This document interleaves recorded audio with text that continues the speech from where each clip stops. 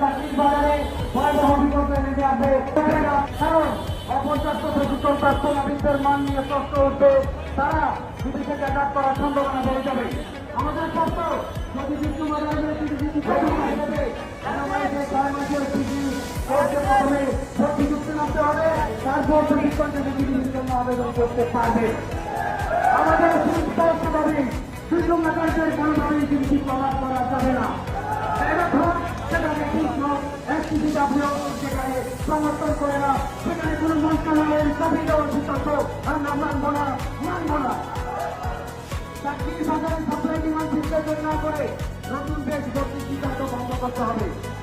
বিদেশি জাহাজের ভিসা ও কাজের সুযোগ পুনরুদ্ধারে সরকারি পর্যায়ে কূটনৈতিক প্রচেষ্টা জোরদার করতে হবে। হামলাঘাত করে বাস্তবায়নের জন্য নৌপরিবহন দপ্তর, Bangladesh marine academy association, fisheries academy association, national marine institute নৌকিশন সহ বাংলাদেশ মার্চেন্ট মেরিন অ্যাসোসিয়েশন প্রতিনিধিকে নিয়ে একটা কমিটি গঠন করতে হবে। বেকার ক্যাডেট নেতৃত্বের চাকরির নিশ্চিতে জরুরি পদক্ষেপ গ্রহণ করতে হবে।